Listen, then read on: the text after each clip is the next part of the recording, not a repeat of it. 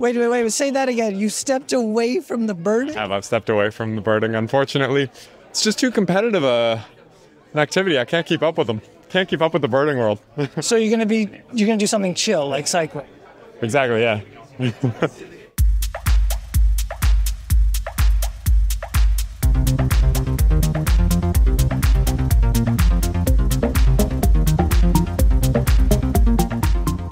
Welcome to the Canadian Cycling Magazine podcast. I'm Matthew Pioro, and with me is Matt Hansen. Welcome, Matt. What an episode we have today. Oh, it's jam-packed. It's a beaut. As listeners probably know, the Grand Prix Cycliste de Montréal and de Quebec, they just wrapped up this past weekend, and I was there pestering as many people as I could. No, speaking with lots of riders and getting their insights and their feedback and their impressions. So that's what's in this episode. Pestering. Sometimes, that is my job. I'm a professional pest. Yeah, I know. Trust me, I know.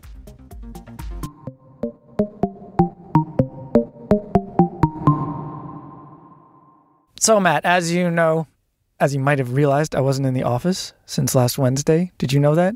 Oh, no, I guess you weren't. Okay. I was away from last Wednesday to just got back Monday.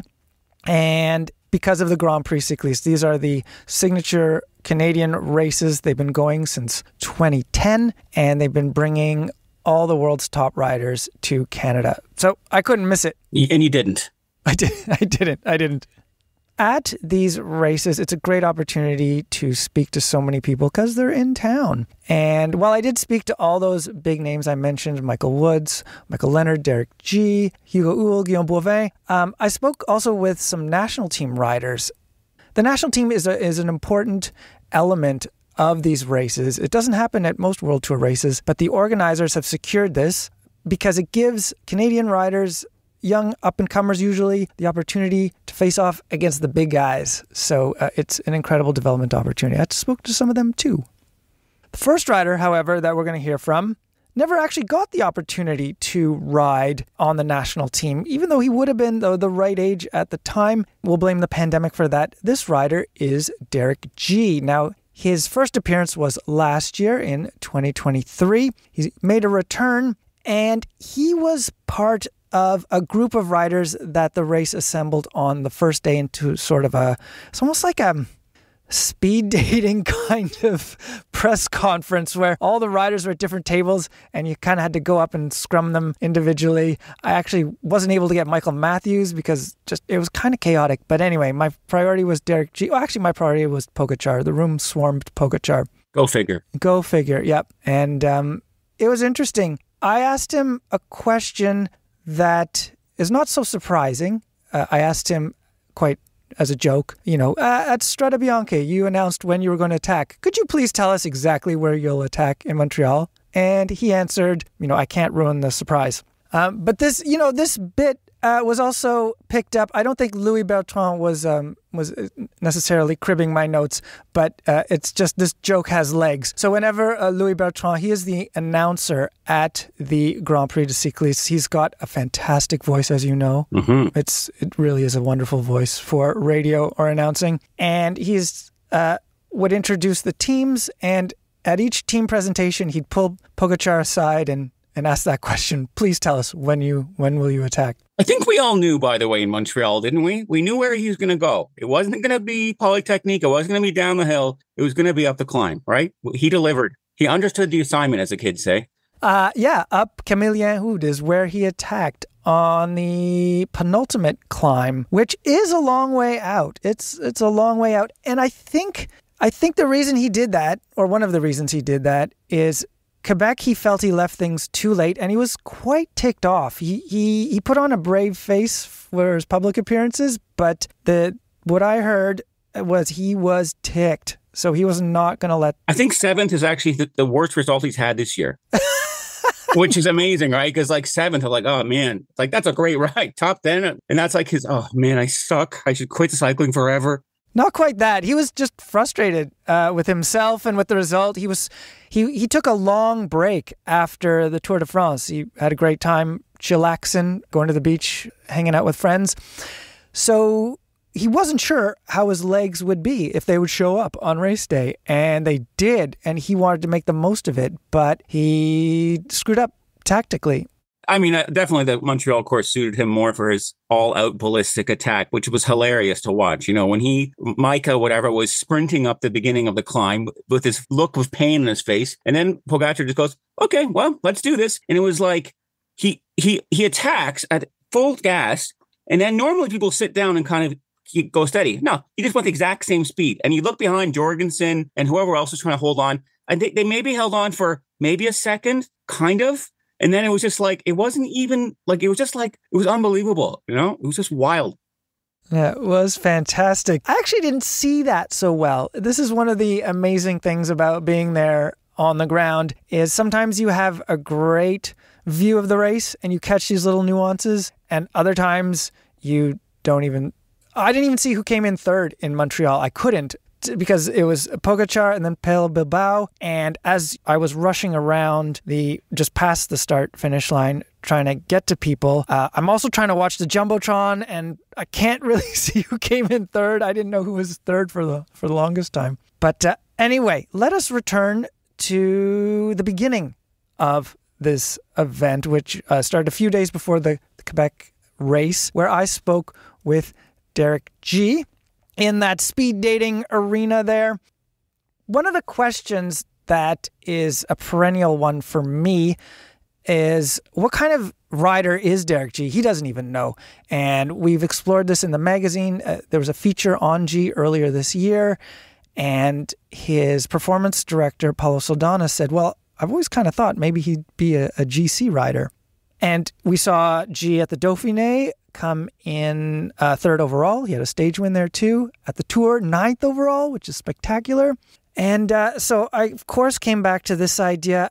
Also the idea of pressure. And, you know, when you start out as a rider, there's probably a little less pressure on you. Go see it. Go try it. See what happens. But as he meets with success, is he seeing or feeling more pressure? However, the first question I started with was one that caught him off guard. Derek Gee, it's just ahead of the Quebec races. Have you been playing much Wingspan? Wow, that's yeah, I actually have. Not much else to do when you're up in Andorra training. So yeah, I've been actually playing a lot of Wingspan. Can you explain to listeners who may not be familiar with Wingspan what it is exactly? It's probably the most complicated board game I've ever played, but it's a bird-related board game. Right, and it's an engine-building board game, and they're a style of game. Can you draw any parallels between Wingspan and cycling? Minus the birds. I mean, if you want to be good at it, you got to be thinking many, many steps ahead. Perfect. This year, when you've raced the Dauphiné, and I'd say even the Tour de France, you're really good at carving a sort of no-pressure zone around yourself. You seem to go into the Dauphiné, just, ready to race, see what happens. I felt it was a bit the same with the Tour. You're coming to Montreal and Quebec a second time. Is pressure starting to creep in? Not so much. I think the biggest thing that builds the pressure is expectation of results. And as much as I'd love to, come away from Quebec and Montreal with massive results, it's not something that I've done in the past. Get a big one-day result. So it's definitely going to be different next year going into the stage racing and the races where this year I proved I could be really up there. I think then I'll definitely start to feel a little bit of the pressure. But for now, yeah, still just enjoying it, and I think we have some awesome riders here on the team that can really get big results here. So yeah, there's always pressure to perform, but yeah, hopefully I can help set those guys up. Last year, when you raced these races, you discovered how much they will actually wear a rider down. How do you plan on saving energy this year? Do you plan to sag like Peter Sagan used to sag on the climbs? I don't know if I'm skilled enough to make my way back up if I start doing that. But yeah, I think it's just honestly learning the course really well. I mean, you see it, 15 times or something, so you get pretty used to it. But it's just knowing where to use your energy. And for sure, I made some mistakes last year. Trying to move up where it's not smart and things like that. So yeah, it's just an experience thing. In Montreal, which is the race that suits you a bit better, the climb is still maybe a shade too punchy. Would it be to your advantage if the race is harder in Montreal? I think it depends. I mean, looking at the caliber of riders here, you never know. It might be better for me, relative to the field, but at the same time, that's the kind of thing where it also really makes it clear who's going to win. If it's full gas all day, then when you have the best rider in the world here, it really lends itself to him. So, and I'm sure Tadej and UAE will make the race super hard because of that. But yeah, it's really tough to say, again, coming back to not having that kind of big result in the one day, to know what lends itself the most to me. For sure, if it's a punchy effort, then yeah, it's not ideal. Will there be giant G heads by the side of the road? Oh, there absolutely will. Yeah, it's a little bit unavoidable with Ruby, my fiance's family. They're really into the big heads. It's a cyclocross thing, I think. It's usually found at cyclocross races where Ruby used to race. So they've brought it across to all the races of mine they come to watch. That's right. They will be in the crowds for sure. You're still a rider who's learning what kind of rider he is. You have the classic categories out there. You have sprinter, ruler, general classification rider, time trialist, climber. Your head of performance, Paulo Saldana, believes you have GC potential. You were third at this year's Criterium du Dauphiné and ninth at the Tour de France. But the way you speak, I don't get the sense that you're comfortable calling yourself a GC rider. I mean, I think it's just too few races at this point. I've ridden GC twice. They went well. They went really well. So I think that's clearly somewhere where we have to aim in the future, especially going into next year. Unfortunately, all the stage racing's done this year. So, but next year, for sure, I think specific GC prep and that's going to be the aim for a lot of races, I'd imagine. So, hopefully, if all goes well, that'll be the kind of rider I am. A lot of us are familiar with the terms like FTP, VO2 max, power to weight ratio. But I think recently a term that keeps coming up is durability. Is this something that is discussed at your team, this idea of durability? And if so, do you guys have a way to measure it? Or how are those discussions approached? Yeah, I mean, not really. I think a lot of it, honestly, is, especially in a stage race, is luck. So you don't get sick, you don't crash. Those are all honestly the biggest things that can take a rider out over the long term. And then obviously there's, it's just a little bit of a luck as well as to whether you got the ability to recover day to day between stages, how well. I mean, some guys can hit these massive peaks and then we can't repeat it day to day, and some guys don't have that same peak, but can race day in and day out. And I think I'm more the second one. Like in the Giro of last year where, I could go up the road every day, or in the Tour where, I could never be up there with the best, but I was pretty consistent every day. So yeah, I don't think it's something that's super trainable. I mean, unless it's just years in the professional peloton too of building that fatigue resistance day in and day out. But yeah, certainly not something that you can measure as well as, the FTP or the VO2 max.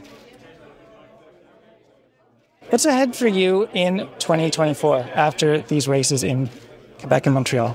So I head to Switzerland for World Championships, and then from there I will go to Italy. So I think I end my season at Lombardia, and Trey Valley before that. Yeah. And you've sort of mentioned GC and 2025. Are there any other details you can give us about the next year?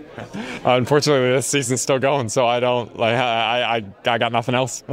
I got nothing else. I honestly don't even know. I mean, I imagine with how this year went, that's the direction we'll be going. But that's kind of a once this season is behind us, then we sit down and have the performance meetings and everything and plan out the next season. So for now, it's just full focus on these races and look ahead after that. All right, thank you, Derek. Thanks. So, Matt, that was my interview with Derek G, and it ended, and then photographer Nick Iwanishin, who was there with me, he shot a video with Derek G. That was this rapid-fire questions that we threw at him. You can see that on our Instagram. One of the questions was Merlin or Old School Field Guide. Now, this is another birding reference. It's not the bike. It's not the titanium bike you're talking about. No, actually, no. No, it's an app to help you identify birds. And then, of course, the alternative, in my mind, is, Audubon Society Field Guide to Birds. For sure. That's what I would use. I mean, that's what I used when I was younger. Of course. In my day. I was a bird watcher. I was a bird watcher when I was younger with my dad. And we spring that question on him, and it got some laughs. And then after we shot that short video, photographer Nick was chatting with G, and he actually asked, did you ever use Merlin? Then Derek said something that, well, if we used goofy sound effects, in my mind, it was like the record needle scratching. In this clip, you hear my reaction, and then I rush over with the microphone. I think you hear Nick chatting and with G's response, and then me rushing over with the microphone. I think I utter a what? Anyway, let's hear. But do you have Merlin? I have had Merlin. I've kind of stepped away from the birding. What? Yeah, it's tough. The problem is, in Andorra, there's no birds. It's like, oh, look. Wait. Say that again. You stepped away from the birding? I've stepped away from the birding. Unfortunately, it's just too competitive an activity. I can't keep up with them. Can't keep up with the birding world. So you're gonna do something chill, like cycling. Exactly, yeah. But you're saying Andorra is not great for birds? No, it's not fantastic. You're really up there in the mountains, so you get about 5 species that can make it up there. Only the tough ones. All right, so that was the big news. Derek G is stepping away from birding. The world will never be the same. At least until he moves from Andorra to an ecosystem with just more birds in it. That is key to birding, having birds around. Trust me, as a former birder. Well, I defer to your expertise. I don't pay as much attention to birds. I did the Long Point Bird Observatory birdathon several times. Okay. What? I'm not kidding. I know you're not. You go and spot as many birds as you can in 24 hours. And you go to different areas. It's a lot of fun. Try it. Someday, I'm sure. All right, I'm going to jump ahead in time now. We're going to do some time travel. We're going to go right into the middle of the Montreal race. So the Montreal race happens 2 days after the Quebec race. And there I met with Ruby West, Lenore Dixon, and Mike West. Ruby is, of course, a retired cyclist, and she raced cyclocross, track, and road. And since retired, she is Derek G's fiance. Lenore Dixon and Mike West are, let's say, G's parents-in-law-to-be. Now, Lenore and Ruby are hilarious. And Mike, they're hilarious when they just start riffing. They riffed on the race and on Derek, and they are the... You didn't talk about birds again, did you? You dropped the bird bit. Oh, Christ. More bird stuff? Not as much as you just talked about in your birdathon. We get through the birds quickly, but this is the Derek G fan club, and we are surrounded. When we were speaking, the helicopter was hovering just overhead. Timing was impeccable, but what you'll hear between the beating of the helicopter is classic Ruby, Lenore, and Mike banter. All right, can you please introduce yourselves? Hello, I'm Ruby West, fiance of Derek G. Hello, I'm Lenore Dixon, mother-in-law-to-be of Derek G. And I'm Mike West, Ruby's dad and future father of the bride. Father of the bride.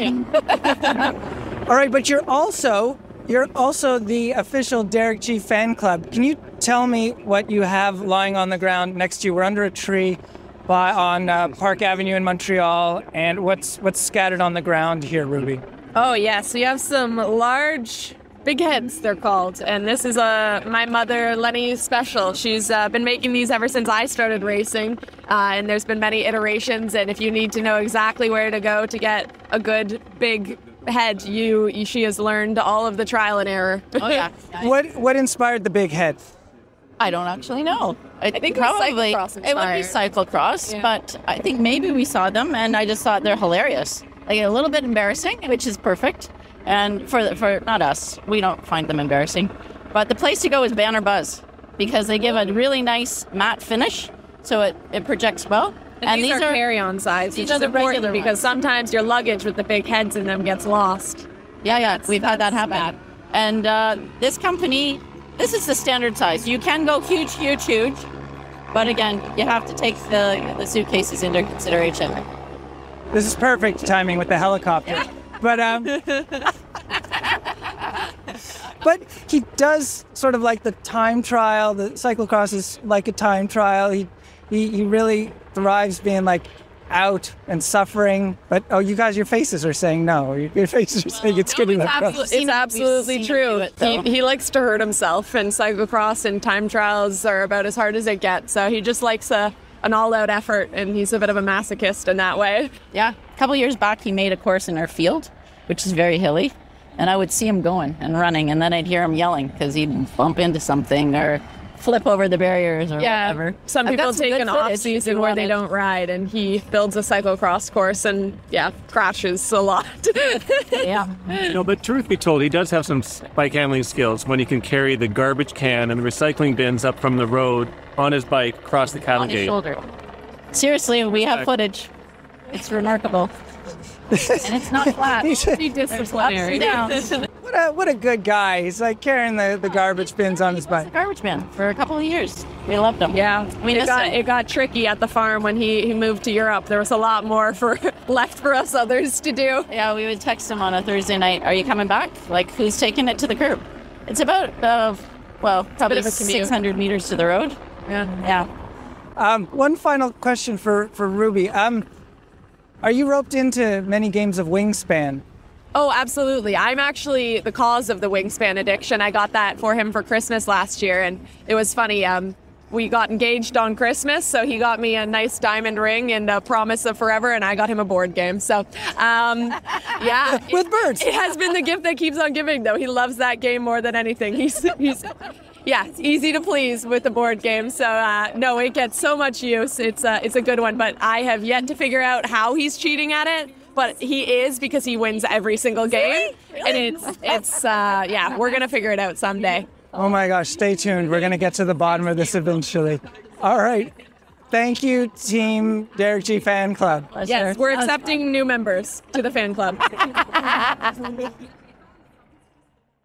All right, Matt, that was my conversation with the Derek G Fan Club. Let us then do a bit more time travel. We're going from Montreal back to Quebec City, back in time. Now, this is before the race in Quebec City, and I spoke with Guillaume Boivin. In my conversation, he tells me what he won't tell me. There are places on the race circuit where riders can almost move up for free. This is both circuits. Boivin has raced these events many times, and he knows the circuits quite well. And he said there are spots where you can conserve energy and almost seem to, move up without spending any energy. But he wouldn't tell me. Which is fair. You definitely notice it on the U-turn. At Montreal, guys are doing that. I noticed when on the U-turn, about 500 meters ago, guys were going really, really on the inside. And I was like, what are they doing? And I saw that they went up about 10 spots, which is unusual because normally you go on the outside to move up. But I guess they know what they're doing. I guess they do. One thing Boivin revealed is, just before we got on the mic, is that his contract is renewed for next year, for 2025. So he also explains why that contract, even though it's just for 1 year, he doesn't think he will be stopping at the end of 2025. And he's 35 right now, so, obviously conversations of, how much longer are you going to do this come up, but we'll find out why his career is not likely to end at the end of next year. Guillaume Boivin, you were at the first editions of the Grand Prix Cycliste de Québec et de Montréal in 2010. You've been at each event 10 times. The race routes don't really change at all, but the events themselves have changed, or have they changed over the years? Yeah, Montreal's circuit has changed a little bit. They've added a kind of an extra climb there in the last 4 or 5 years, but roughly they're both pretty similar, and up to now they've been pretty similar pattern. I think Quebec City has been kind of the same. Montreal's, I feel, has become even a harder race over the last years, because it used to be probably more like the last 3 laps in Montreal, and then we've seen with likes of Pogacar more like last 6, 7, 8 laps. Really hard. So still pretty similar, but some nuances over the years. Are there any other nuances that fans may not appreciate? Like, is there anything that a casual fan may miss that you see in the races themselves? Yeah, a bit, like, because there are circuit races. We do laps, so some guys will try to take advantage of the circuit because we know it so well, doing so many laps that you can kind of cheat the circuits, at least on the easier laps, to just sag the climbs a bit. And there's a few key points that I'm not going to reveal on here, where you can move up, I say for free, just by knowing where to steer your bike. So I think that's some of the stuff you don't necessarily see from a spectator's point of view. Do you have a favorite edition of either of these races? Yeah, I think for me, maybe my favorite editions were probably the same year when I came back from a broken leg in June. I think that was in 2018. Those were my first 2 races back. And I was probably top 20 in both or thereabouts. So with the level of those races and all that, and how hard I had to work coming back from that broken leg just 3 months beforehand, those were pretty sweet. What's a particularly challenging edition of one of these races? Do you remember one that was seemed harder than the rest? Yeah, I remember one year it poured rain in Montreal. I think Tim Whelan's the one that year. There was no TV coverage. I didn't last long. That was miserable, hard. I believe I was a bit ill too. So that was pretty miserable. A pretty miserable year for me. Yeah. How do the European riders view these races? Like when you're talking about these races to guys from France or other places in Europe, what do they think of them? Yeah, everybody wants to come. There's a kind of an internal battle for the team selection, because there's first of all, they're nice races. It's a high level, and everyone who's in shape kind of want to come here to battle and live those races who are quite spectacular, the circuit racing and all this. And it's most guys, if not all guys, kind of want to come here. Is it more than just the UCI points? Like, is there something else about the races that they like? Because I know that the points themselves are a draw. Yeah, we're treated like really well. Like I said, they're just fun races to do, given you've got good form at the moment, because they're very hard. But they're just enjoyable, How has your season been in 2024? It's been good for the parts that I was healthy. Obviously stopped in the tour with COVID. So before that was a very good tour for me with the sprints with Pascal. And then the spring was a little rough again, COVID. But in between those, the form was good, and I could enjoy the races. You still are racing with Israel Premier Tech, and as I understand it, you will be doing so next year. Does it get harder with age? to keep motivated, or are you finding that it's still the same, like you have the same enthusiasm? No, so far the motivation hasn't gone down. Like, I mean, I just love it probably more than ever. You know, we're settled nicely in Europe. My wife lives there full time with me. The team is awesome. We're having success. So so far it's not getting harder at all. It's the most fun I've had. So yeah, I'll be with the team next year, and then I will just take it 1 year at a time. But as long as those conditions stay the same, I don't feel like stopping anytime soon. Yeah. And I guess the World Championships coming to Montreal in 2026 is also something that's motivating. Yeah, of course. At home, I grew up most of my life in Montreal or around on the South Shore of Montreal, so it's a massive objective.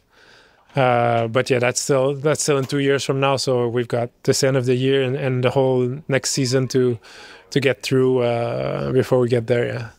What's after these races in Quebec and Montreal? A bit of everything. Some Belgium, Worlds in Zurich, and then back to Germany, Italy, and France. So a bit all over the old continent for the last month of pretty intense racing. In previous years, you've shown teammates your town, Montreal. You've gone out with Peter Sagan and others. Do you have any other... You're taking anybody to some special places in Montreal? Usually we've started like 3-4 years ago. I take the boys out to Schwartz on Monday for lunch, which is it's just nice place, casual, and the boys love it. So hopefully we get to go back again this year.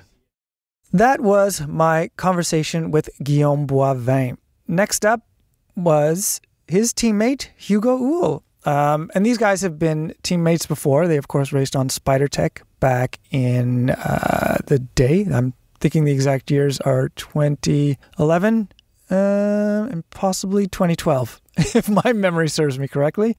Hugo Houle's first appearance was in 2012 at the Grand Prix.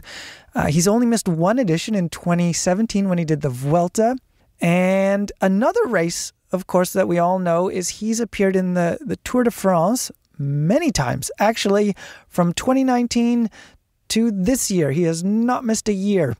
There was the historic stage win in 2022 of his. But in this chat that I had with Hugo Houle, he reveals next season might be pretty different from the ones that have passed. And he explains why.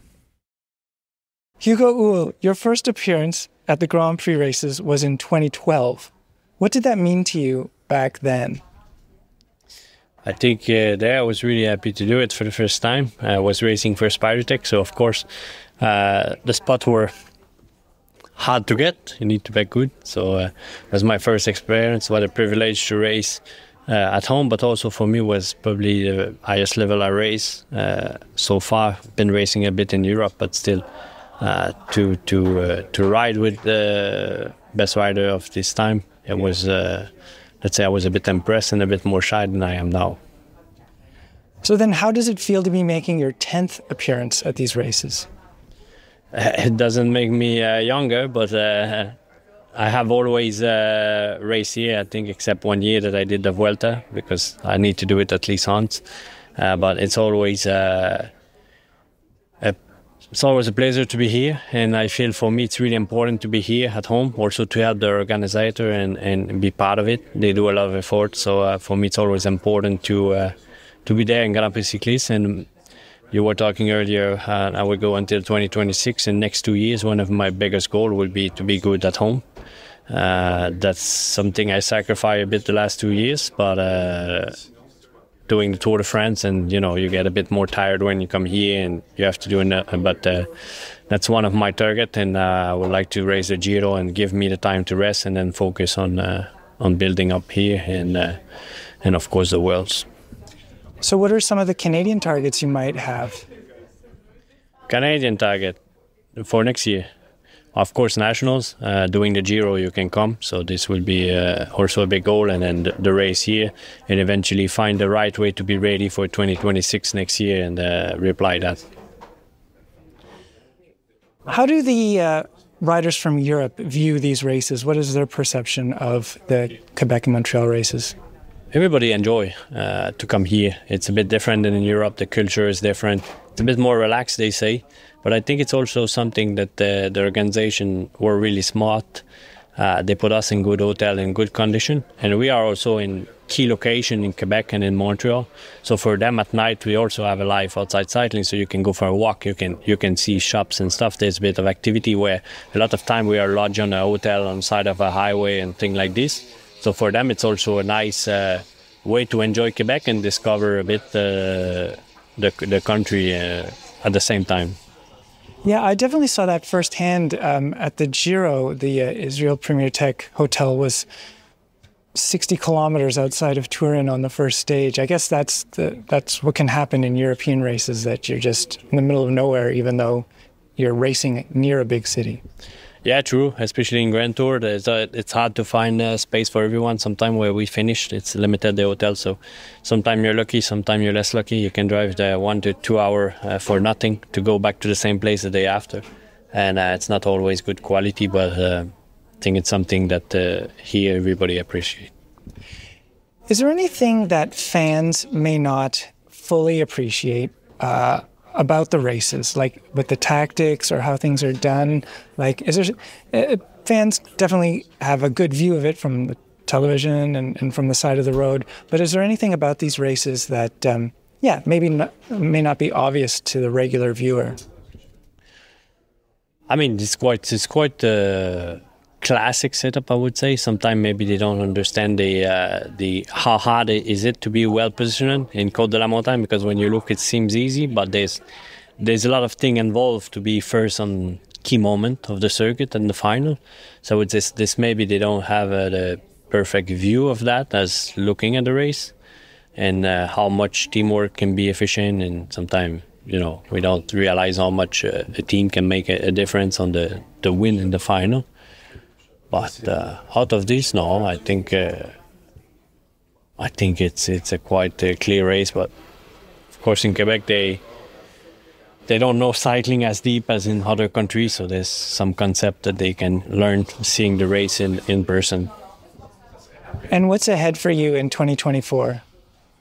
2024, we will see, because at the end I didn't have my meeting yet, so. We will see exactly, but probably in Italy at the end of the year. Thank you very much, Hugo.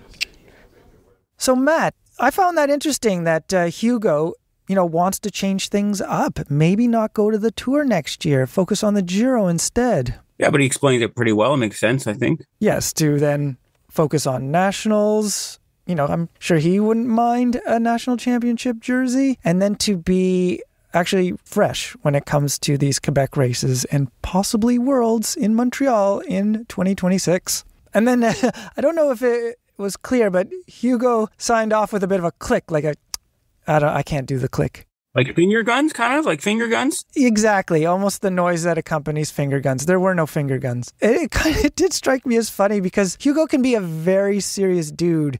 And when I did a profile on him after his Tour de France win 2 years ago, his buddy and former roommate, Antoine Duchesne, admitted that, yes, Hugo can be very straight ahead, very business. However, at this press event, he seemed quite relaxed. He made a few jokes, and maybe he's getting just more chill with age. I don't know. Maybe. Kind of like you. Oh, yeah, clearly. Yeah, I'm so chill with age. All right. From sort of the more senior Canadian riders, I'm going to switch to younger riders. As I mentioned earlier, what's really important at these races from a Canadian perspective is the Canadian national team. I spoke with one of the riders on that team, Jonas Walton. Now, that last name is probably familiar to many listeners. His dad is Brian Walton. Tell us, Matt, a bit about Dad Brian. Well, Dad Brian is a Canadian, and he was quite a great track rider, but he also raced in Europe for teams like 7-Eleven and Motorola. He won the Milk Race, which is called the Tour of Britain. And then he shifted back to North America, and he ended up getting a silver medal at the Atlanta Olympics in '96. He won the Pan Am Games road race several times. But he, like I said, that silver medal was kind of a big deal in '96. But he finished his career off in North America on a team called Saturn. What's interesting to me is that, yes, there's Brian Walton he's in the Canadian Cycling Hall of Fame, a notable Canadian rider. And I always wonder what the influence of parents are on their children. Like we've seen we've seen many times where the children take up the family business of cycling, but also sometimes it doesn't always necessarily happen. So I did ask Jonas about that and what role his father played in his sporting career. And his mother, too. His mother, Dana, was a good cyclist as well. She was a good track rider. Right, yes, yeah. And so Jonas didn't actually race bikes from the beginning. He was into a few other sports, but he came to it a bit later, and then we learn how that switch happened and how he came to love bike racing and what happened when he used his dad's power meter for the first time. I should also add, Jonas has a few notable results of late. He was third at the Chrono des Nations, a time trial, in 2023. And this year in the Under-23 National TT Championships, he won. As a Canadian, because he shifted. He did the swap. We traded a Barry for a Walton. It's funny you say that because, yes, that's something that comes up in our discussions a lot, that Ashlyn Barry, the son of Michael Barry, who also has dual citizenship, he races under a U.S. license. And Jonas Walton has dual citizenship. He was racing under a U.S. license until 2 years ago. And I asked him about that switch. What's interesting is there are similarities between Ashlyn Barry's answer and Jonas Walton's answer. And we hear about that in this interview with Jonas Walton. Jonas Walton, how has your season been so far? It's been going pretty well. The start of the year was a little bit rocky, fighting illnesses and all that. But the North American sector went pretty well at the start of the year. I got the white jersey at Torrehila. After that, I was moving over to Europe and didn't really work out too well. And then I came back for nationals, and I got the U23 ITT national championship, which I was that was the biggest goal of the year for me. So now it's just kind of like working on that, get to come here and do some bigger races, which is really exciting. Yes, those bigger races are the Grand Prix de Quebec and de Montreal. You're on the national team. And what does that mean for you to be on the national team at these World Tour races? It really means a lot. And you don't really get a lot of opportunities, it feels like, throughout the year. I mean, some days go good, some days go bad. And so you never really, any opportunity that comes is big. But being able to race against World Tour guys, it means a lot. And it's a really good opportunity to showcase what you can do at a larger scale. What do you hope to gain by doing these races? I really just want to gain a lot of experience. I'm still pretty new to the sport. I didn't start riding. I did my first bike race when I was 16. That's I feel like it's pretty late for nowadays standards. And so getting any opportunity I can to race against the World Tour guys, it's really exciting. And I couldn't pass up an opportunity like this. Now, what was your view of these races like before? Like in previous years, did you watch them? Did you follow them? Oh yeah, it was always big just with my parents. With my dad being Canadian, these were always like partially like the most exciting races of the year for us. Just being able to watch races on like home soil, just because almost everything is in Europe. So when races actually come here and you get the really big names that come out, it's really exciting. Yeah. You mentioned your dad. That's Brian Walton. He's in the Canadian Cycling Hall of Fame and the BC Sports Hall of Fame. Now, I believe he's also an assistant sports director on your current team, EcoFlow Chronos. Is that correct? Mm-hmm. Yeah, that's correct. He helped out a lot last year at Chrono des Nations. That was mainly my dad and my coach who were part of it. It was a big team effort, though, with a lot of the board on EcoFlow. And so Chrono des Nations went really well last year. And with my dad's background in cycling, it was a no-brainer for him to help out the team. And it's been really nice just having him around and being able to help everybody figure out how to race in Europe, since he has so many years under his belt. Now, growing up, your dad being the accomplished cyclist that he is, how did you view cycling? Like, was it your dad's thing? Were you keen to follow, or were you a little bit hesitant? It really wasn't anything I planned on doing, actually. I never planned on starting cycling. I ran track. I did a little bit of wrestling. And I did that up until I was about 15, 16 years old, until I got a bad knee injury with track and field. And that stopped everything. I went to 3 separate doctors, and they all told me like the same thing. I could either do cycling or swimming.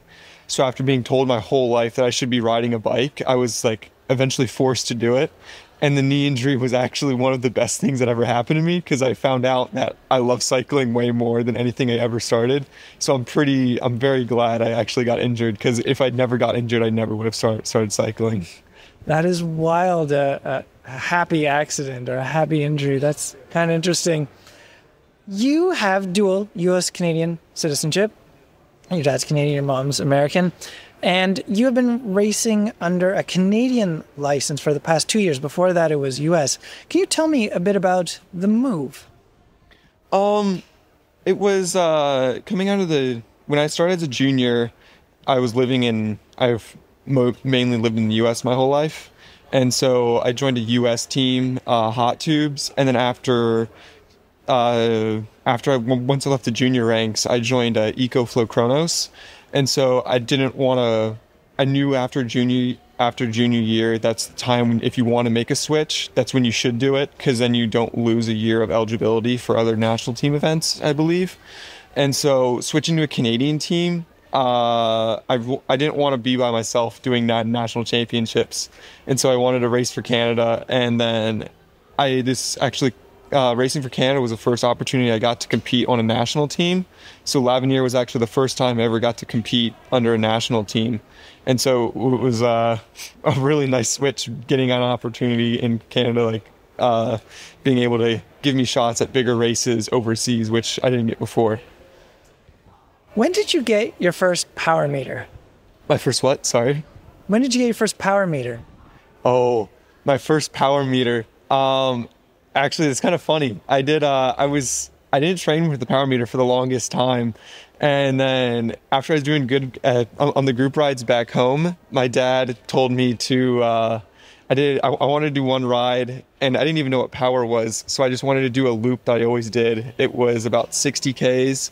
And I just told him I wanted to go out and do the fastest average speed I could. And he was like, "Oh, wait, take my bike." And it was like, because he had a power meter on his bike, and we were like about the same size. So I think that may have been the first time I rode with a power meter. It was when I was 16, and I just did the same loop I always did, except that time I just tried to get the fastest average speed. I didn't know what power meter was, but I got back home, and my dad was pretty surprised about what my power was, because I think it was like 270 for like 2 hours, and that was like just a few weeks with training. So my dad was pretty surprised at what it was. Yeah. That's pretty impressive. That's a good surprise. I mean, that's a good surprise. My power meter always gives me surprises I'm not keen on, but that's great. What are some things you like to do off the bike? Oh, off the bike, I go to college in Charlotte, North Carolina.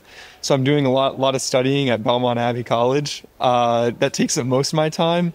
But when the off season starts and I get a few free weekends, I'm going to go probably to the mountains with some friends and do some camping. We're not too far from the Smoky Mountains, so I'll go out there and do a few hikes, maybe mountain biking, but anything outdoors really. So I'm looking forward to that this fall off season when the leaves start changing and it gets pretty again. Do you have a sense of what the next year will hold for you in 2025? Oh, I don't know. It seems so far away right now. I got these 2 races coming up, and then I'll have Worlds after that. And so 2025, I really want to get some more European race days. I think that'll definitely happen next year. I want to get more experience overseas. Hopefully get some better results this year in like the North American calendar. Really target those races, especially GC, where this year I was pretty inconsistent with how I did. I would like to become a lot more consistent.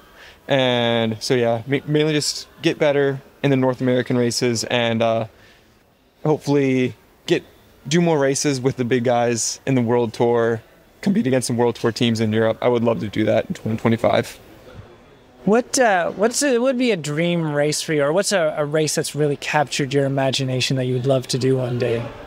Ooh, I mean, it's two, and one of them is Montreal for sure. If I can't say Montreal, I would say Strade Bianche.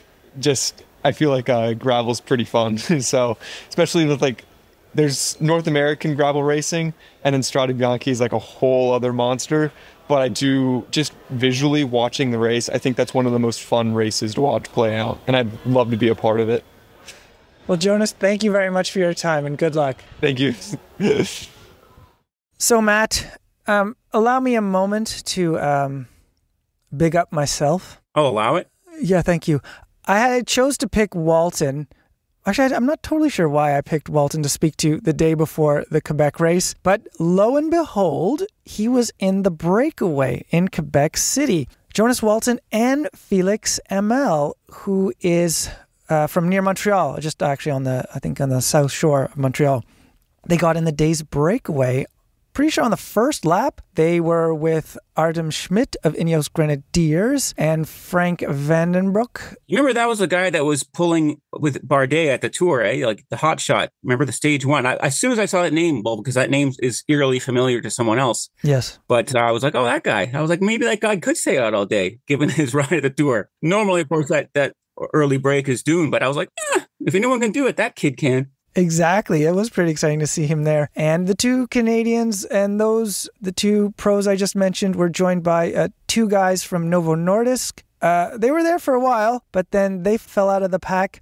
And then Walton, he hung on till about 7 laps to go. I was walking the course, and I was on Rue des Remparts. I'm probably pronouncing that wrong. I always want to say Ramparts, but Rue des Remparts, which follows the climb up Côte de la Montagne. And there was a bit of a descent, and I saw Walton bombing it, trying to just catch on with his teammate and the other two World Tour riders. That was when Walton was starting to lose contact. But you saw the two guys, the two Canadians, obviously you want to get the dream, especially in the national team, if you're on a Conti team, you want to get as much TV time as possible. But when they got into the break, those two were driving it. Like they were just, I was like, man, you're going to blow me.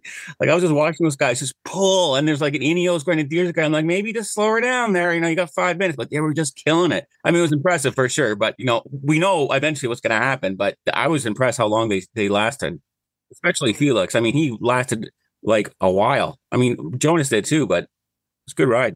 Yeah. Well, Hamel stayed with the group a bit longer than Walton, and he did his best to stay in the race right until the end. They both ended up abandoning at various times, but Felix Hamel, I believe, was in the race till only about 18 kilometers left of racing. Oh, wow. It was a great scenario.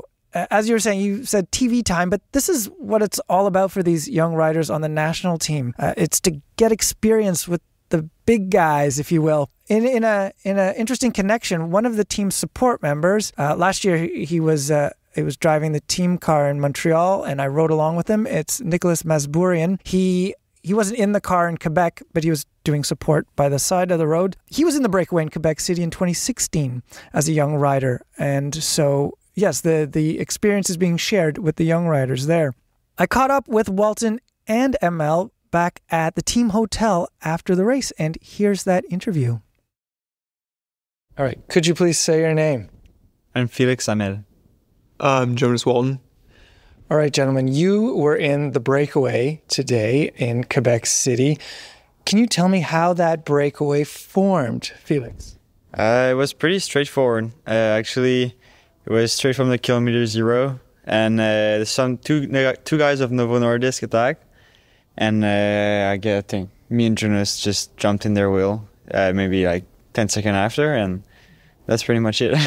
Now, did the guys from Novo Nordisk stick around much? I don't remember them being in the later stages of the break. Jonas? One worked pretty hard at the start and got popped pretty early, and then the other one stayed around for quite a while. I don't know when he got dropped, but it was a few laps before I did.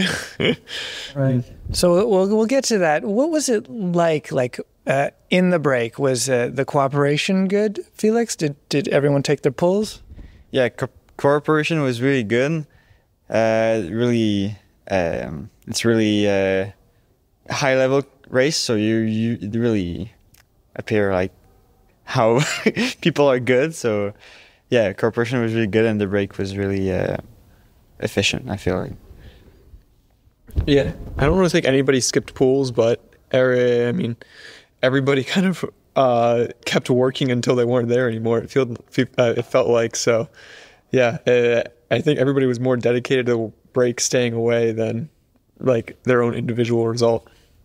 Now, were there any gifts at the KOM points, or were the KOM points hotly contested, Jonas? I don't think they were hotly contested at all. I think it would just kind of happen to be whoever was on the front when they got to the top of the climb. And we mainly just rolled through, and whoever was there was there. Mm-hmm. I guess because the points increase later in the race, so that the early KOM points, I guess it's not really worth fighting over. Is that your sense, Felix?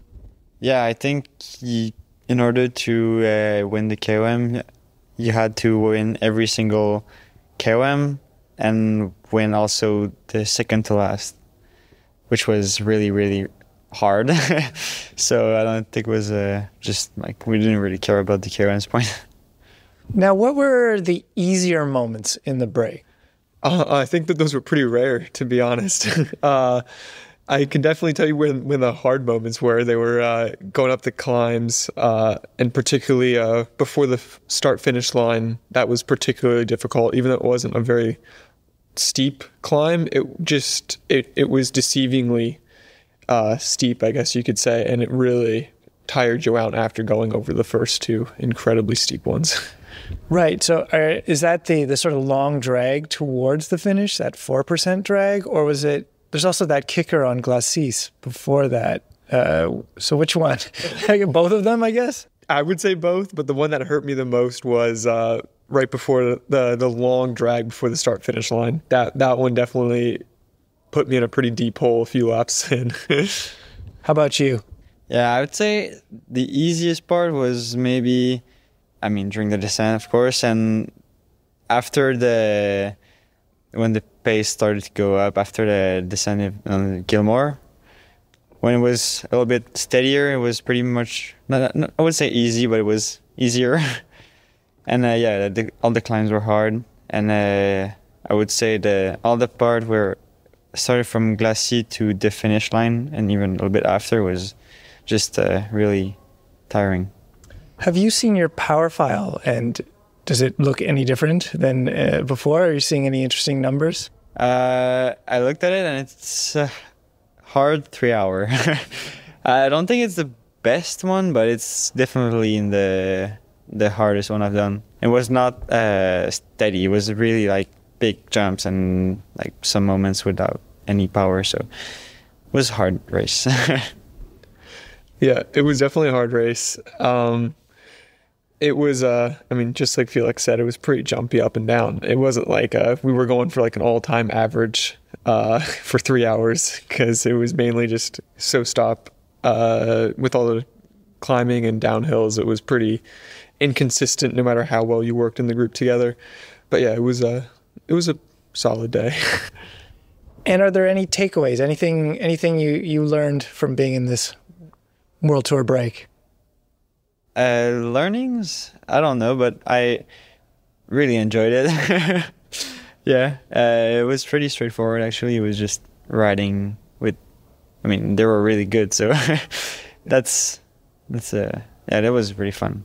Any words with your fellow breakaway companions? Any discussions, or was everyone just all business? It was pretty quiet. Everyone just kept their head down and kept going. I don't think there was very little word spoken, not being rude to each other at all, but just knowing that we were all in the same agreement on what we were going to try to do.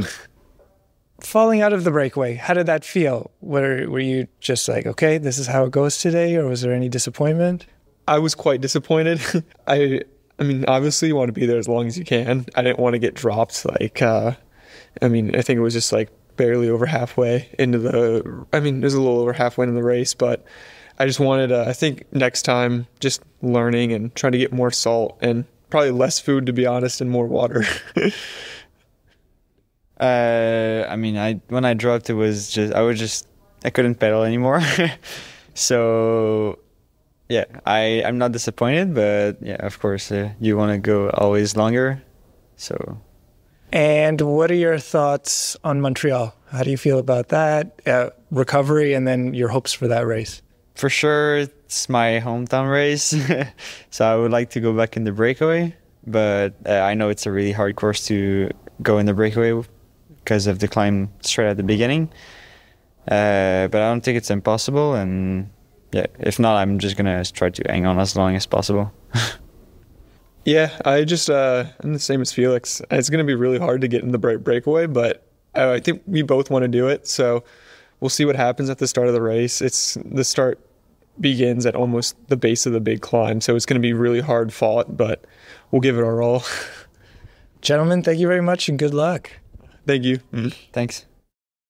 So that was my interview with Jonas Walton and Felix Emel. That was the evening following the Quebec race in Quebec City. The next day, everyone goes from Quebec City to Montreal. In Montreal, that is where we saw Michael Woods. Now, Michael Woods didn't race in Quebec. He didn't do both of them. He came onto the squad for Montreal, and it was, I believe, Corbin Strong who did not race in Montreal. Which makes sense, I would think. I would think that Strong would prefer a flatter race. It's true, and Quebec is more his race. He was on the podium there in 2023. He wasn't feeling well at all this year. He was either still in the midst of a stomach bug or recovering from a stomach bug, which had been affecting him earlier in the days leading up to the race. So things didn't really go well for Israel Premier Tech. However, Guillaume Boivin was the best Canadian. That ain't nothing to shake a stick at. There's some prize money involved with being the best Canadian rider at one of these races. Guillaume seemed to appreciate that honor in the press conference afterwards. Back to another Canadian. Michael Woods actually raced on the national team in 2014 and 2015. Remember, he didn't get onto a World Tour team until 2016. I was going to say he was the most Canadian guy there, but then again, I mean, there were all the guys in the red and white on the national team, but still, he was the only one with the unique Maple Leaf hockey jersey. Because he is the road national champion. And I know he was super stoked to wear it at home. I mean, who wouldn't be, right? I mean, he races in Europe all the time, so it must be pretty cool to show up in the kit back home. For the first time, too, he's wearing it. Yes, and this Montreal race is super important for him. He was absolutely gutted after last year's race in 2023. He had really high expectations, and it didn't go so well. Oh, by the way, I should mention Michael Matthews won in Quebec City. That was a phenomenal win. That man seems to have mastered that course. He now holds the record for most wins in Quebec City at 3.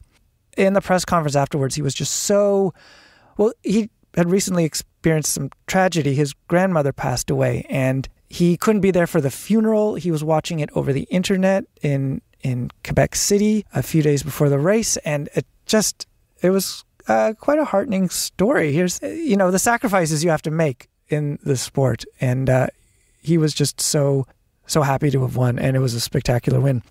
Sorry, that's a little aside, but returning back to Michael Woods, all year there's been rumors about his retirement. One journalist even said to me, oh yeah, he's retiring at the end of the year. It's not true. He actually goes on in this interview to explain what the new plan is for him for next year and possibly beyond. You get a sense of why these rumors had some truth to them, but this is the latest update in what might be ahead for Michael Woods in the next year and beyond. Michael, can you take us back to last year in Montreal and the end of that race and how you were feeling then? Yeah, last year I was a bit disappointed with my performance. It was a perfect race for me in the sense that it was really hard, really demanding, and it was such an attritional race, especially with the extra lap. And I just remember feeling very upset and disappointed with my performance, not being able to be up there with Yates and Sivakov. But I think we made some mistakes that day. We rode too much on the front too early, and that cost us a bit, and I just wasn't good enough. This year, I think with the Vuelta under my legs, I didn't have any real race days prior to many race days prior to Montreal last year, whereas I got the Vuelta under my belt, and I think that's really going to help me for this race. You not only have the Vuelta racing, you have a Vuelta stage race win. What does that do to your mentality coming here? Yeah, it certainly gives you confidence. It's nice to have a nice victory, a big victory under your belt going into a race like this. It gives you confidence, but at the same time, pro cyclists have really short memories, and the last race I did, I lost. So that's how bike racing is, and so you always question a bit after that. How do you deal with a problem, let's say, like Pogačar in the Montreal circuit? Yeah, I mean, in some senses, it's a problem, but other senses, it makes the race really simple and easy. It's not a complicated race tomorrow. It's super challenging in the sense that it's just a demanding from a physical perspective.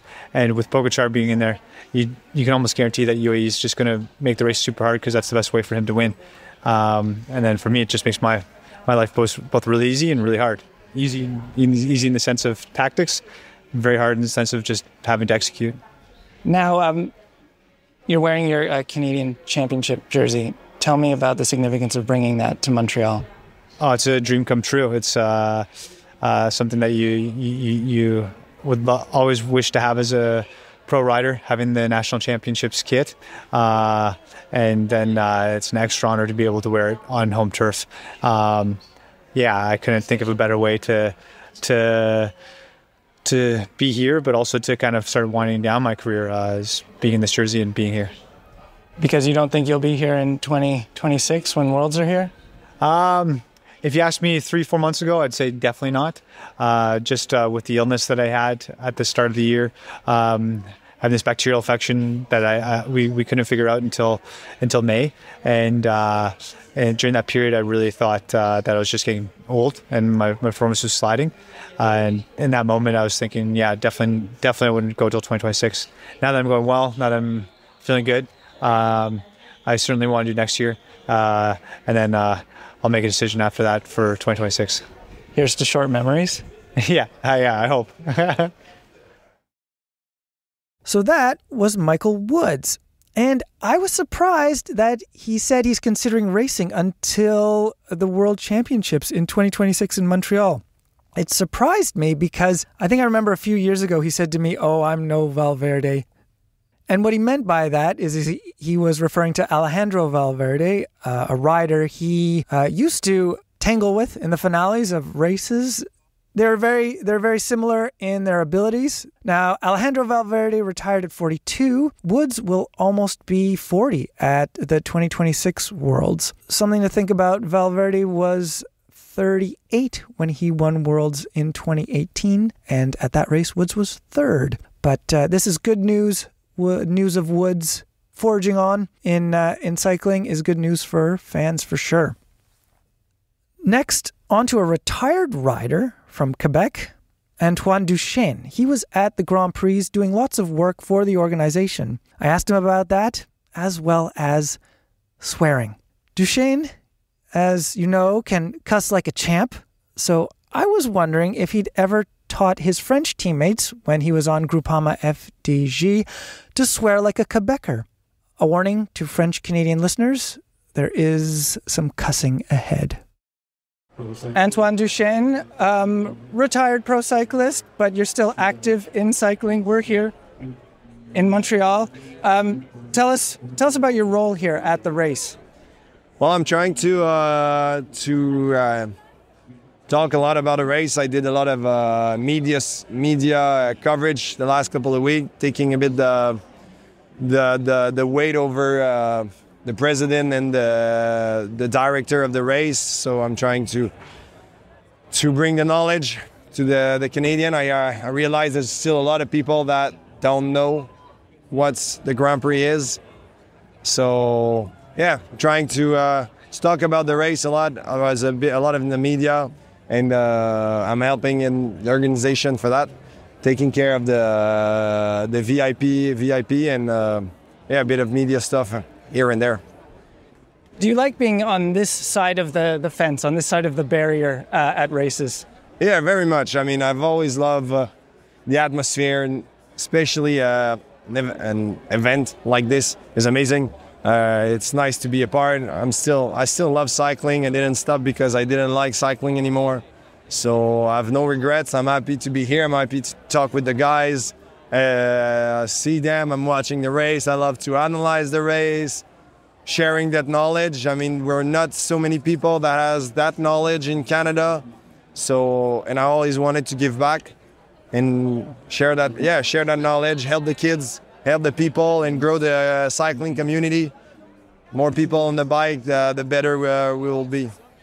And do you think you'll be able to spread your knowledge fast enough in time for 2026 when the Worlds come here? Oh, that's my job. That's actually the real job is that. So, yeah, I hope so. I think there's a lot of work to do because it's another event. So then we have to say it's not the Grand Prix, it's the World Championship.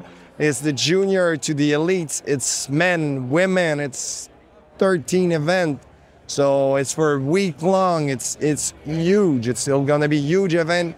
So I think it'll be a massive party for everyone. We need the Montreal, the people from Montreal to come here, cheer for everyone. There's so many different communities in Montreal, so they'll have their home country coming here from all around the world. So yeah, we need people to come here and bring their kids on the bike, and it's a free event for everyone. So we're really trying to bring Montreal together around this big festival. So I briefly spoke with your former teammate Valentin Madouas, and I asked him a question. You're spreading knowledge, so I was wondering if you had taught him Quebecois swear words and how good he was at swearing in Quebecois, and he wasn't. He said he was not so good. Did you ever share this knowledge with your teammates on France? I was using a lot of French for swear words. I kind of adapted a little bit because, they try to say it, and you say it sometime when you're angry, and they laugh at you. So you're like, it pissed me off more than anything else. So. Yeah, they do it at tabernacle, and they're really bad at it. So I'm like, stop trying. It's actually a mean word. Don't say it. You're not allowed to say it. You have to own it. It's a type of word you have to own it. So yeah, I kind of push them away from that. I don't want to teach them those words. So you became bilingual and you used the French swear words instead. Yeah, sort of. Yep. All right. Well, maybe someday we'll do a podcast with a warning that it's not safe for kids. Yeah. Okay, merci beaucoup. Plaisir. That was Antoine Duchesne. I think it sounds strange to us, to you and me, to hear that people don't really know the Grand Prix that well. To you and me, these races are, just such fixtures of the race scene. But Duchesne was talking about the larger public in Quebec and in Canada, and that's part of his job, is to let people know about these races as well as the World Championships that are coming in 2026. Next up, Michael Leonard. Now, I sat down with him in Quebec City before the races began. It was great to catch up with him because I spoke with him 2 years ago, just after he signed with Ineos Grenadiers. Here's this young man, this 18-year-old from Oakville, and Shazam. He's on one of the biggest pro teams in the world. And so it was great to speak with him and to find out, kind of in a compressed way, what's been going on the past 2 years. Michael Leonard, how has your 2024 season been? Well, it's been up and down, or I guess down and then up. I broke my hip in the start of it, and so I missed all spring. But since I restarted at the end of June, I felt like I've taken a step up, and so I've been enjoying races and performing better than ever. How would you compare 2024 to 2023? Now, that year, 2023, was your first year on Ineos Grenadiers. So, yeah, what's it like being in year two? I'd say if we ignore the spring, which was different, this summer I felt a lot more relaxed and confident, and I know a little bit better what I need to do to prepare myself, and then also what I need to do to perform in races. And so I think I've been able to take a more relaxed approach, and then the performance has followed. How would you describe your progress as a rider, the progress you've made? I've improved quite a lot. Actually, in 23, I stayed a little bit stagnant from my level in juniors, just because there's a lot of other stuff that happens in your life as you take that step up. But this year, since I came back from the fracture, I've been progressing really quickly, and so I'm a completely different rider to what I've been before. What did describe the current rider? I'd say I have the same characteristics as I've always had. I can climb, I can time trial. I miss a little bit of explosivity, but I can ride aggressively and be almost an all-rounder. But I'm just stronger than ever. Yeah, more watts across the board. You're about to ride the Grand Prix Cycliste de Québec for the first time, followed by the Grand Prix of Montreal. What's your view of these races? I think they're pretty beautiful races. I mean, growing up, I would never actually had the chance to come and watch them, but a lot of my friends did, and I always watched them on TV, and so it's amazing to have the World Tour come to Canada and have that opportunity to show the sport to the Canadian public. As far as the actual races, they're quite difficult. I think Quebec is a race where you need to have experience and intelligence in positioning yourself. And from what I've been told, Montreal is more about the physical performance. But both of them are quite hard and definitely World Tour level bike races. What are your hopes for these races? For me, I think the number one objective is to support the team and try to get the best result possible together. And then from a personal point of view, it would be nice if I could show myself either in a support role or take an opportunity at some point.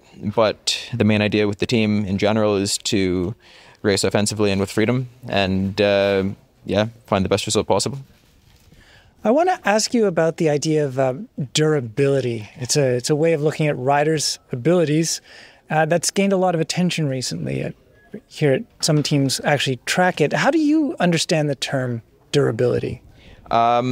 From my understanding, from a scientific point of view, it's what's your performance after accumulated work.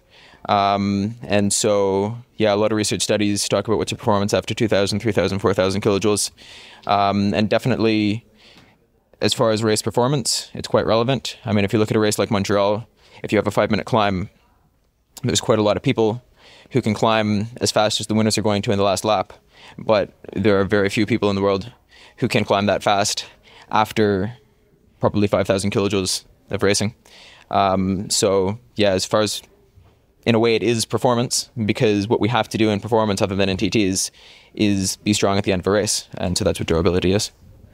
Have you been looking at durability? You seem to know the numbers very well, but is this something you're tracking for yourself? I'm aware of it. When I look at performances in climbs, I'm aware of what I've done before in the race, as far as how I compare it to a time trial. But I don't like to focus too much on the numbers. It's my coach's job. And I just always try to do the best performance I can. Doesn't matter if it's in the start of the race or the end. You don't focus too much on the numbers. I find that a bit startling because so much of racing today is numbers. And if I remember correctly, you had a power meter at the age of 14. Yeah, I'm a little bit more relaxed now. I mean, obviously I have the power meter and I use it for training. I've stopped looking at power entirely during races. And I think, at the end, you need to have the performance, you need to have the physical level to perform in races, but it's also just about allowing yourself to race, and it's still a sport, not just following your power meter. That's interesting, the evolution there. So your power meter is, well, I imagine it's on during the race, but what data screens do you have on your bike computer during a race? Generally only distance and time, and then I have the map, so I can see where I'm going. And then, I do it mainly off of feel. Is it different in a time trial? Yeah, in a time trial, I look at the power because, you need to pace yourself a little bit more. What are your plans following the Quebec races? I travel back to Europe on Sunday night, and then I'll race World Championships in Zurich in the under-23s the week after. And then I have a few more races as well with the team before the end of the year. And what are your hopes for 2025, casting your gaze to the next year? I'd like to continue the progression I'm on right now and, hopefully get physically stronger, tactically and technically better, and increase my performance in races. So, Matt, in that interview, I was shocked to hear that Michael Leonard doesn't focus on numbers so much, because he was a numbers guy early on as a teenager. He had a power meter as a teenager, which... Of course he did. Of course he did. Yeah, it seems nuts to you and me, but there you go. Back to the idea of I sure can pick 'em. Michael Leonard got into the breakaway in Montreal. Shortly after the race began, he was there, and he was joined by Gil Helders. Probably not saying that right at all. No, you definitely aren't. No, thank you. Soudal Quickstep, and then not long afterwards, Dries de Bont from Decathlon G2R. La Mondiale joined them. While that break was going on, you'll forgive me, I gotta tell a short little story here. My family was at the race. My wife Martha, my kid Madeline, and our friend Cindy, and they found themselves next to Michael Leonard's grandfather. So I get this text saying, Michael Leonard's grandfather is here. So I searched out my family, and they're like, he went that way. So I went up into the forested area. Chasing grandpa. You're chasing a grandpa. I was literally chasing a grandpa. Oh, boy. I had a brief description. I ran off after them. My kids stayed with me, which was amazing because Madeline was able to point out Michael Leonard's grandfather to me, and I met his parents were there too. I'm huffing and puffing. I'm like, can I ask you a few questions? And I probably looked like a madman, but they generously let me catch my breath and spoke to me. So here is some words from Michael Leonard's family. Okay, could you please introduce yourself? Peter Leonard. Jill Leonard. Sorry, I didn't hear the question. Could you introduce yourself? Dennis Bishop. And so we've got the grandfather and parents, Peter and Jill. Sorry. Your son is in the breakaway right now at the Grand Prix Cycliste de Montréal. How's that? That's awesome. He's trying hard. He's working hard. It's going to be a long day in this heat, but it looks like he's having fun. It's wonderful. It's great for us. It's close. We're able to come and watch him, and it's really nice to see him out there doing what he does. Now, what was it like as he was coming up through the sport? Like, were you were taking him, I guess, to the Milton Velodrome? What was that like, having a budding cyclist who's now who worked his way to the World Tour? It was great. The Milton Velodrome was his clubhouse. He had lots of people that he could connect with there, and it gave us sort of him the opportunity to meet a lot of other cyclists. They have it's a good ecosystem. There are lots of, older, experienced people who are happy to sort of give the young guys a hand and some tips. And it was wonderful. Mostly when your child grows up, they go to university, your kids or whatever, or they get a job. Your kid's gone off to Europe and he's been there for a while. He got signed very young. What were your feelings about that? It's like my kid's going to a World Tour team across the pond. Yeah, well, look, he was pursuing his goal, he's pursuing his dream, and so we were happy for that. And school will always be there if and when he wants to go and pursue it. And so if his body lets him do this at an elite level, then we're 100% supportive. All right, I'm sure you want to catch him on the climb, so I'll let you guys go. Thank you, everyone. Pleasure. All right, so after I was done accosting Michael Leonard's family, they went back into the woods. They were going up to the climb Camillien Oud to see if they could catch their boy. And just generally get away from you, probably. But back in the race, de Bont was the first to fall out of the group on Côte de la Polytechnique, about 55 kilometers left of racing there. Behind, Matej Mohoric launched from the peloton to join Leonard and Helders. I think I said his name right. Leonard, coming up next here, will tell you what happened. His day out it lasted for about 156 kilometers of the 209.1 kilometer race. He did push on to finish, more than 13 minutes behind race winner Tadej Pogačar.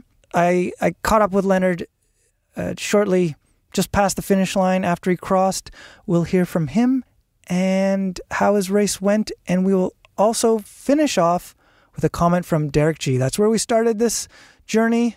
We started with G and we'll end with him. Michael Leonard, you had a big day out here in Montreal. Can you tell me how it was getting into the breakaway? Was it, these breakaways never seem easy, but how was it getting into this breakaway that stuck for so many laps? Yeah, obviously it was super hard. I think in races like this, when there are a lot of people who want to go on the breakaway, you know that everyone's suffering, and then you just have to push that little bit extra, and that's what makes the difference. So yeah, it was hard, and then it took a while to recover from that. And then, what was it like in the breakaway? Was there any communication between you and the other riders, the two others? Yeah, we were speaking a little bit, just to make sure we sort of coordinated our efforts. But at the same time, everyone knows more or less what to do, so you just have to get on with it. And then, near the end of the race, in the closing laps, it was Mohoric who bridged to you guys. I think it was just you and one other. What were your thoughts when you saw Mohoric come over? Well, I knew I had to try to follow him because obviously that would be the better situation tactically. But yeah, I did my best, and it was what it was. And so, a successful Montreal? Yeah, I'm quite happy with it. I enjoyed it. I'm not sure in the end how we did as a team, but I definitely enjoyed my day out front in front of home crowds. And so, what does this mean for you? Is this a next step in a way, or do you still need time to process the day? I think it was quite good. I mean, physically, it's one of the biggest days on the bike I've ever had. Yeah, also just to be able to show myself in a big World Tour race is definitely a continuation of the progress I've been making this summer. All right, thank you very much, Michael. Yeah, thank you. Derek, did you see any of the Derek heads? Not out there, too cross-eyed. For sure. And so, what was your role during that race? Just to help Mike and just try and go as deep as possible to be there and position him. Yeah, 2 laps to go was about my limit. And so, how would you compare it to last year, your debut?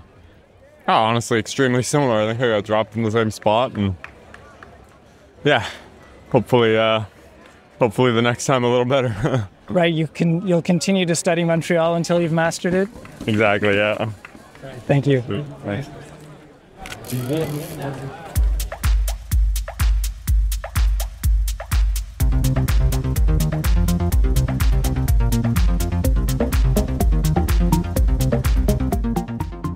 And that's the episode. It was. And what an episode it was. Wow. It was a big one. It was written and edited by me, Matthew Pioro. I had help from Matt Hansen. Thank you, Matt. Oh, you're welcome. This episode of the Canadian Cycling Magazine podcast is produced by Adam Killick. He does the music too. Also, thank you to Ontario Creates for its support. All right, Matt.